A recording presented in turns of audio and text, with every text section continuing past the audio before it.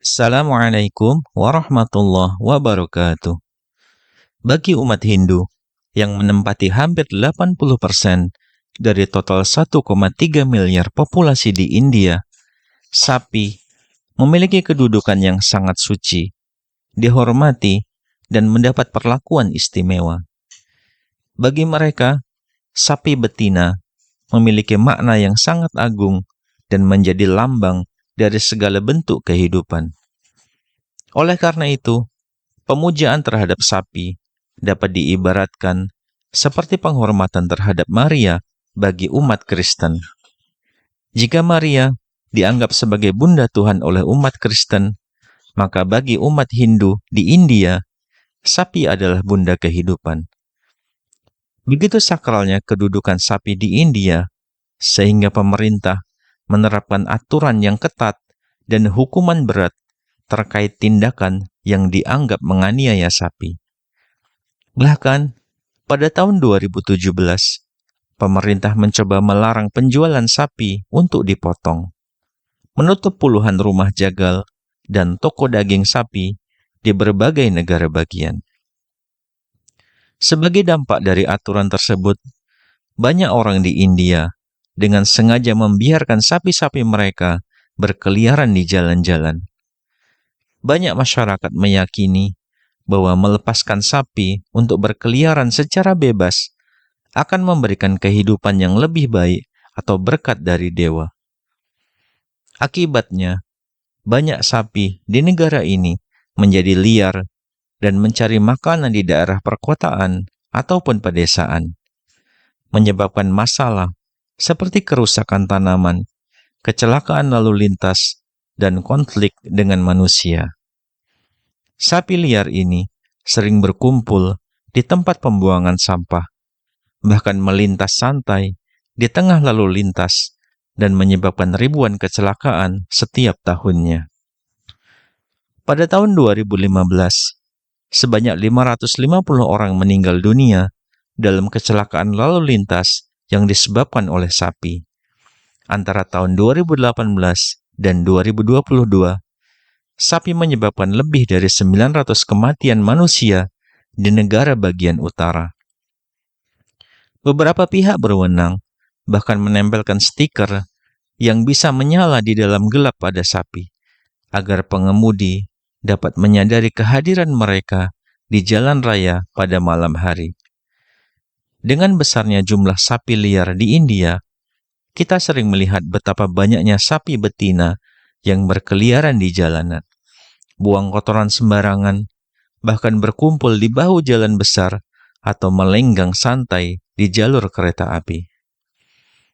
Hebatnya, badan-badan pemerintah di India juga membuka penampungan atau rumah jompo bagi para sapi, di mana pemiliknya dapat menempatkan hewan yang sudah tua tanpa dipungut biaya. Kemudian sapi-sapi ini mencari pakan secara mandiri di jalanan, pasar, kebun, bahkan memakan limbah. Namun, sebagian besar sapi-sapi ini tidak banyak menghasilkan susu dan setiap tahunnya terdapat sekitar 10 sapi zebu di India yang tidak menghasilkan susu sama sekali. Hal ini membuat sapi-sapi ini terlihat tidak efisien dan dianggap sebagai pengeluaran yang mubazir. Berdasarkan sensus ternak yang dikeluarkan oleh Kementerian Perikanan, Ternak, dan Produk Susu, terdapat hampir 6 juta sapi liar di India. Keberadaan mereka memberikan dampak serius bagi masyarakat desa dan perkotaan. Dewasa ini, terdapat laporan bahwa sejumlah penduduk dan petani mengurung ratusan sapi suci di sekolah negeri untuk mencegah kerusakan terhadap lahan pertanian.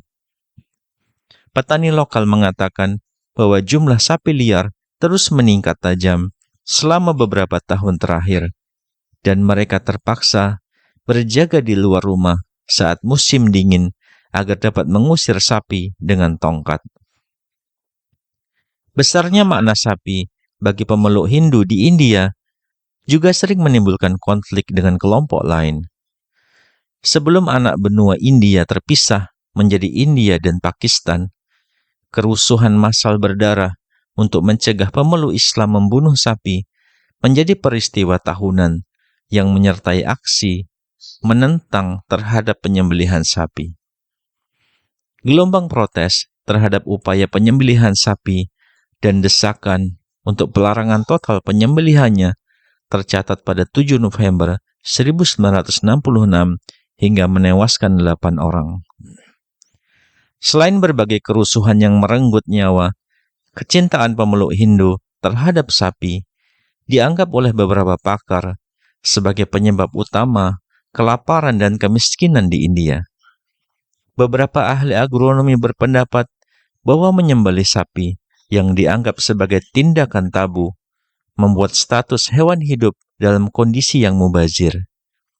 Mereka berpendapat bahwa pemujaan sapi menurunkan efisiensi pertanian karena hewan yang mubazir itu tidak menyumbangkan susu maupun daging.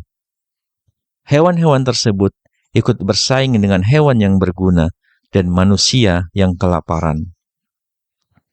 Namun, di samping berbagai dampak negatif yang ditimbulkan oleh banyaknya populasi sapi liar di India, tidak sepenuhnya merugikan. Sebaliknya, masyarakat di India memanfaatkan semua bagian sapi dengan maksimal. Setiap onggok kotoran sapi dikumpulkan secara cermat, dan setiap tahunnya ternak sapi di India menghasilkan sekitar 700 juta ton kotoran. Daur ulang ini digunakan sebagai pupuk kandang, sementara sebagian besar sisanya digunakan sebagai bahan bakar untuk memasak. Setiap tahun, jumlah panas yang dilepaskan oleh kotoran ini setara dengan 27 ton minyak tanah, 35 juta ton batu bara, atau sekitar 68 juta ton kayu bakar. Pemerintah India telah mengambil berbagai langkah untuk mengatasi masalah sapi liar yang meresahkan masyarakat. Pertama-tama, pemerintah menerapkan aturan ketat terkait tindakan yang dianggap menganiaya sapi.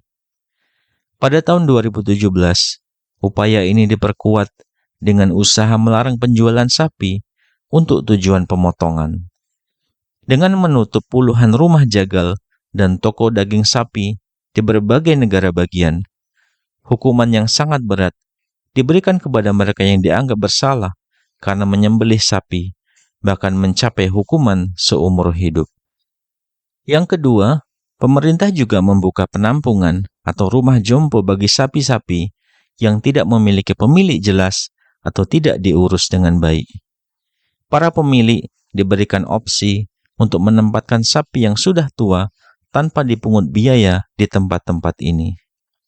Yang ketiga, pemerintah juga berusaha meningkatkan kesadaran masyarakat akan pentingnya menjaga dan merawat sapi dengan baik.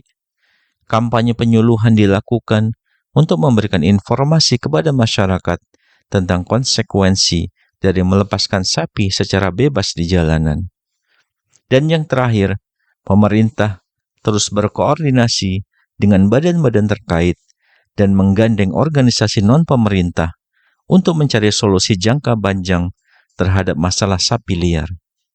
Peningkatan infrastruktur penampungan, pengembangan program sterilisasi untuk mengontrol populasi sapi, dan implementasi kebijakan yang mendukung pengelolaan sapi yang lebih efisien menjadi fokus upaya pemerintah. Semua langkah ini bertujuan untuk menciptakan keseimbangan antara keberlanjutan ekologi, kesejahteraan hewan, dan kebutuhan masyarakat. Wassalamualaikum warahmatullahi wabarakatuh.